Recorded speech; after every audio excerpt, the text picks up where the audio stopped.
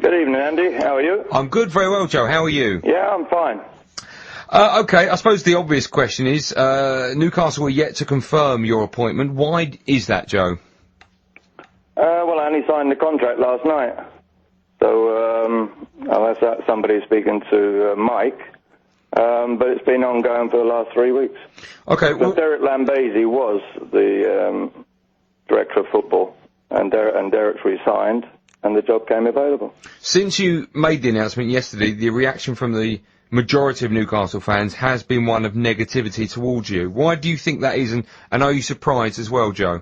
Yeah, I'm a bit surprised, but I'm not sure of that. There's only a certain section. It was like exactly the same when I got there. I got over something like 10,000 letters when I had my heart attack. And that was a wonderful thing. I felt really very proud of that fact. And I thought I'd done an excellent job there, and no way would we have gone down. But the trouble is, there's a lot of Geordies up there are influenced from the media set. And the fact is, because I stood up to about 100 journalists that night, you know, it was the same night we beat Tottenham 2-1. And I suppose the journalists always had it in it, and of course, I'm not saying all of the Geordie fans, but many of them were sucked into it. If they'd looked at my job, what I'd done carefully, they would have said I'd done a good job. Has it upset you, Joe, the reaction? Look, it's part and part of the game today. You know, you look at managers today, they're lucky the last 2 seasons. The fans always stamp their feet, and if if they're not happy with what's going on, then the manager gets the bullet. Unfortunately, I've never been sacked in my life. So, you know, and I look at my record, they keep saying to me, what did I do? I mean, where have these people been? Have they been on another planet? I've played in 5 cup finals and won the lot. I've had over 400 games for Tottenham Hotspur. I've been manager of the year 3 times. I've travelled the world as a manager. You know, this job come up, which I thought was a fairly responsible job. It's got nothing to do. Already they're jumping on the bandwagon. Oh, watch out, Parjo, watch out this. But that's the snidey press. That's the people up there or around that area that I've upset, and they have a grudge. So I expect it, but it's water off a duck's ass. When did Newcastle then first approach you about becoming their director of football, Joe? About 10 days ago.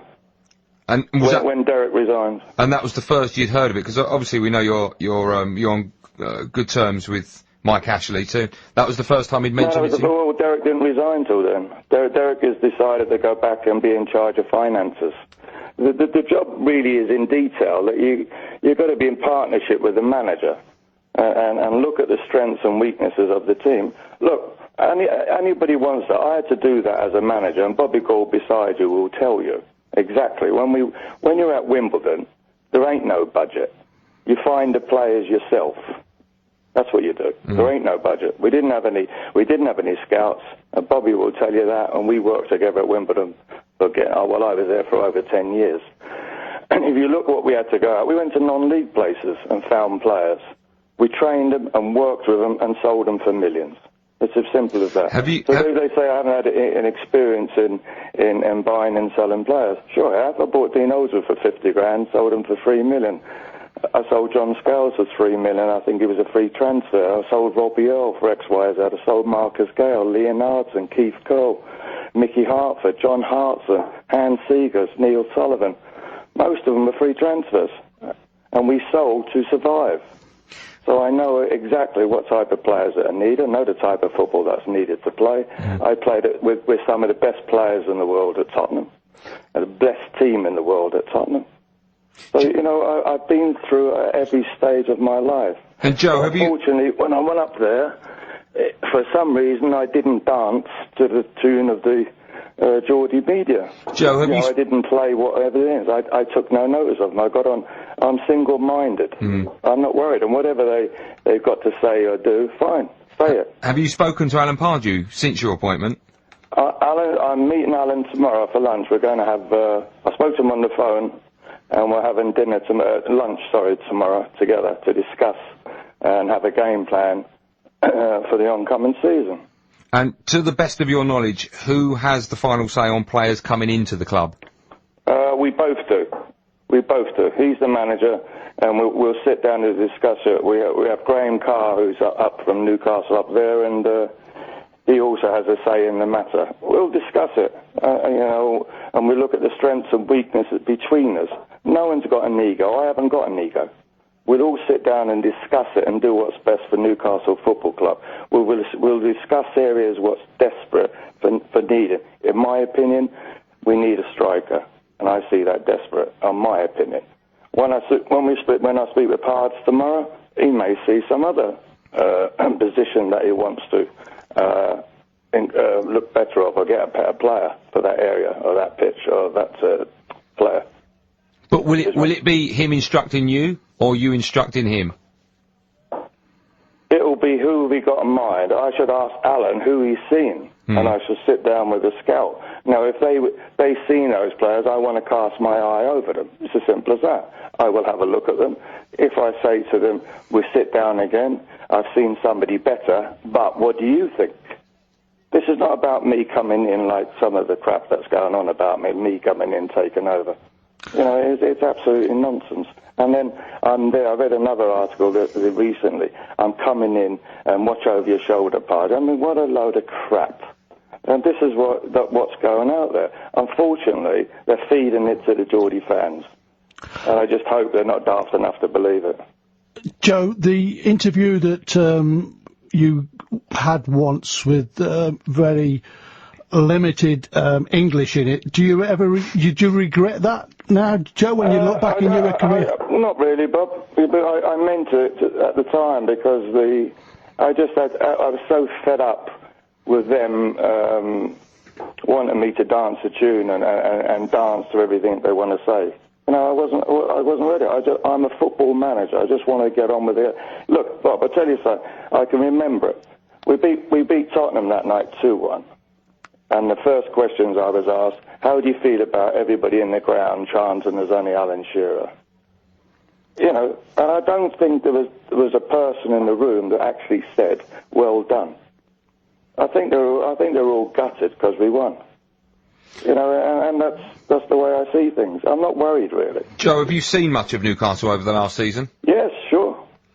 And you mentioned you think they need to strengthen up front. Is that the only area? Sorry? Is that the only area up front, having seen them over the last season, you think they need to strengthen? Magnificent midfield players, Toyota, Ben Afra, Yohan Cabaye, Sissoko, are very solid in that game. Up front, we've got, if you look of the goals tally last season, as far as I can remember, I think we lost our top goal scorer in Demba Ba when he went to Chelsea for, 7.5 million or something like that. He was the top goal scorer, I think, with something about 13 goals, and then you had somebody like Cisse. I think he was the next goal scorer with 8. And then after that, there was a big drop then into midfield where I think 6 for Cabaye and Hatem Ben Afri. He got 4, I think, and then Sissoko got 3, and the total wasn't much neither. So I think we need a prolific goal scorer to come in there and assist Cisse. And I think that's one of the key areas. There might be other key areas. This is a side that I haven't had privilege to be with, but there's a lot of players still there that were there when I was there. Krul, I brought Krul there, the goalkeeper, and I think he's a terrific goalkeeper. Shola Amamovi is still there. Sammy is getting better and better, this young kid. Galtieri is still there. And of course, a lot of other players are in. Tails is still there. Perch is still there. So Ryan Taylor's still there. So there's enough players there that I know. But, in my opinion, I still think we're short of quality players. And if we have to compete with the best in the Premiership, then we need to be stronger. Do you think Newcastle will continue to buy French players, or under you, are you going to try and explore a UK market more? I think we'll look at all the markets, to be honest. I've got nothing against anybody, as long as he's a decent player and he's a quality player. It doesn't matter where he comes from. If he fits the requirements that we're looking for, You know, if he's the best right back that we've seen and he's better than what we've got, it makes sense to go and buy him. Joe, Graham Carr did a super job with the French lads and everything. And has there been a designated certain amount of money that you will have to spend, or will you have to go to Mike Ashley between the three of you and sort out what actual money is on the table for you to spend and strengthen the Newcastle team? I think Michael's a very generous owner, and I think he's one of the best owners in the business to work for. And I don't think Mike will mind when we give him our business plan. When we see it, of course, it may mean that if we make a decision between the three of us that we have players that we need to move on, and they're not up to the Newcastle standard, then okay, we'll look at that. If they're £2 million or plus or something like that, we'll move that around. Or 3 or 4 of them are going out, or maybe 5 of them are going out, and then we'll add that to the tally of what players that we're going to sell. We'll make money on certain players, we know that, but we will be getting a finance to come in and take other players. And if we spell it out to Mike that it's a serious situation where we do need a quality striker, then I'm pretty sure that he'll pay up. Okay, listen. He wants us to be successful, don't get me wrong. You know, he wants us to do something. He wants us to be successful. He doesn't want us ever to be in the position that he found us. We finished 5th 2 seasons ago, and now, I think last season we were something like either 15th or 16th from the bottom. So, you know, he doesn't want that. You know, I think the year that we finished 5th, we had something like 65 points, something like that. And this year, this season just finished, we've gone down to 41 points. So there was a big deficit of 24 points missing. So, you know, that's a big loss. So I want to sit down with everybody that was involved with it last season and find out the reasons why. And if we can all put that knowledge together, then we'll make sure that we bend that. We'll make sure that we'll fight. Somebody may have not come up to scratch. We might have been weaker in certain areas of the pitch. We might have been struggling on things. But once we sit down and all meet together pre-season, then we get a game plan and get it going. So, you know, there's lots of things to do. I mean, if you remember, the last 3 home games, we never scored a goal. We never scored a goal. Liverpool, Sunderland, Arsenal. We never scored a goal in 3 matches. Joe, you look at where's the goals coming from? Joe, listen, thank you so much for coming on. Before I let you go, is there anything you'd like to say personally to the Newcastle fans who perhaps don't back this decision? Well, to all the Newcastle fans who don't do this decision, shall I bring Lambesi back in? You know, what do you want? What do they want? And I heard that silly comment, what can I attract? I can open the door to any football manager in the world. Anyone. That's the difference. I can pick up, I spend my whole life picking the phone talking to Alex Ferguson, week in, week out. What would you do? What would you do? What would you do? I can pick the phone up at any time of the day and speak to Arsene Wenger. I can pick the phone up and speak to any manager in the league. Any manager. In all divisions. So, you know, I don't know what angle they've got. They want to sit down and argue with me. Some of them are just talking out the backside, a load of tosh. You know, I'm not accepting it. It's as simple as that. I've certainly got more intelligence than them, that's for sure. Joe, listen, I know lots of people wanted a piece of you tonight. Thank you so much for choosing TalkSport. Pleasure. Thanks for coming on, Joe. Thanks, Joe. Pleasure. Thank you.